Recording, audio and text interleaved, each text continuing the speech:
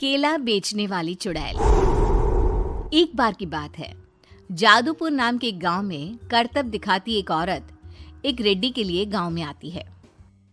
आइए आइए मेहरबान कदरदान, खाइए रोहड़ा के ताजे ताजे केले। कभी खाए नहीं होंगे ऐसे केले, पीले पीले केले खाइए।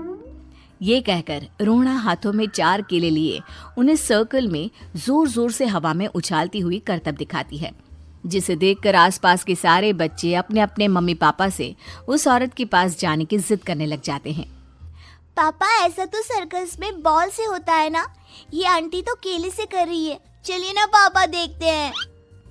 रोहड़ा एक पतली सी तार पर चलती हुई केलों से करतब दिखाती है।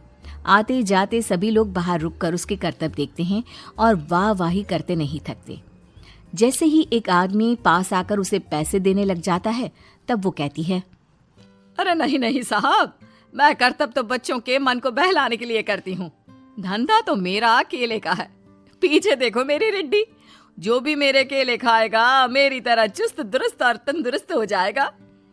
पता चलता है क्या कि मेरी उम्र 55 की है। अरे पर ऐसे ठंड के मौसम में कोई केला क्यों खाएगा? ये ऐसे वैसे केले नहीं है साहब, ये शरीर में गर्मी देते हैं। ठंड को दूर भगाए जो भी रोहिणा के केले खाए। पापा, अगर मुझे केले नहीं मिले तो मैं घर नहीं जाऊंगी। तभी उसके पापा कहते हैं कि बेटा, केले ठंड में कभी गर्मी नहीं देते। ये सब कहने की बातें हैं, सामान बेचने का तरीका है इनका। पर पिंकी नहीं मानती। मैं केले खाऊंगी। पिंकी की जिद के आगे नत्थू हार जाता है और उसे केले खरीद कर दे देता है। पिंकी खुश होकर केले घर ले आकर खाती है। अब मैं भी करतब करूंगी, कितना मजा आएगा। जादुई केले।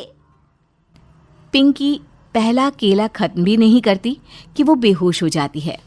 दूसरे केले से एक काला धुआं आता है और रोहड़ा चुड़ैल बनकर बाहर निकल आती है। मेरे भूतिया केले बच्चे न खाए, ऐसा हो ही नहीं सकता। जादूपुर वालों, कब तक बचोगे? आ गई हूं मैं रोहड़ा, जिसका कोई नहीं कर सकता सामना। रोहड़ा पिंकी को गोद में उठाकर काले धुएं में कहीं गायब हो जाती है। शाम के वक्त नत्थू घर लौटता है और पिंकी को घर में ना पाकर उसकी माँ से कहता है, माँ पिंकी कहाँ है?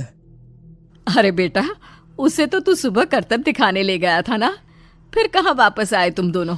मुझे लगा तू उसे अपने साथ मंडी ले गया होगा। हे भगवान, मेरी बच्ची कहाँ गई? मैं उसे घर ही तो छोड़कर गया था माँ। नत्थू गांव के घर कोने में अपनी बेटी को ढूंढता है, पर उसे वो कहीं नहीं मिलती। परेशान होकर आखिर रो रो कर नत्थू हिम्मत हार कर घर लौट आता है। अगली सुबह रोहड़ा फिर से करतब दिखाने आती है और इस बार पिंकी की तरह रोनी केले खरीद लेता है। 50 रुपए दिए थे पापा ने, सारे पैसों की मैंने केले खरीद लिए हैं। अब मैं भी आंटी की तरह ही करतबबाज बन जाऊंगा। यही सोचते हुए रोनी केले खाता है और पहला अकेला केला आधा खत्म भी नहीं करता कि चुड़ैल उसके सामने आ जाती है। मेरे साथ चलने का समय आ गया है रोनी। ये तो बस शुरुआत है। अब इस गांव के सारे बच्चे धीरे धीरे मेरे कब्जे में होंगे, एक बच्चा भी नहीं बचेगा।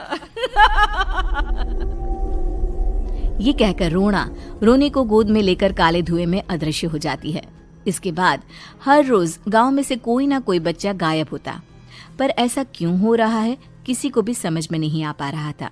रोज की तरह अपनी बेटी पिंकी की तलाश में नत्थू गांव के एक तालाब के पास बैठा रो रहा था। कहाँ गई मेरी पिंकी? शकुंतला के जाने के बाद एक वही तो मेरा सहारा थी। अरे उसकी आत्मा कोस रही होगी मुझे कि मैं अपनी बच्ची को संभाल भी नहीं पाया। नत्थू ये कहता हुआ रो ही रहा था कि तभी तालाब में से उसे शकुंतला की आवाज सुनाई देती है।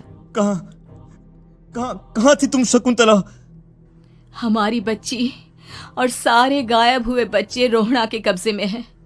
वो बच्चों को जो केले देती है उससे बच्चे बेहोश हो जाते हैं और उसके कब्जे में आ जाते हैं और वो उन्हें ले जाकर काली दुनिया में ले जाती है। पर वो ऐसा क्यों कर रही है? ये मैं नहीं जानती, पर उस दुनिया का रास्ता मैं आपको बता सकती हूँ। जहां ये नदी खत्म होती है वहां एक केले का पेड़ है, उसके नीचे एक दरवाजा है, वहीं से रास्ता जाता है उस दुनिया का। ये कहकर शकुंतला की आत्मा गायब हो जाती है। गांव के सभी लोग झुंड बनाकर उसी रास्ते से काली दुनिया में चले जाते हैं और वहां देखते हैं कि सारे बच्चे वहां काम कर रहे थे। पापा मुझे ले चलो यहाँ से। पापा पापा। सभी बच्चे अपने मम्मी पापा से लिपट जाते हैं। तो तुम लोग यहाँ तक आ गए? क्यों हमारे बच्चों को पकड़ लिया तूने? तुझे शिकार ही बनाना है तो ले, हम सब आ गए हैं, हमें खा ले। नहीं, मुझे बच्चे चाहिए। मेरे बच्चे के बदले तुम लोगों के बच्चे।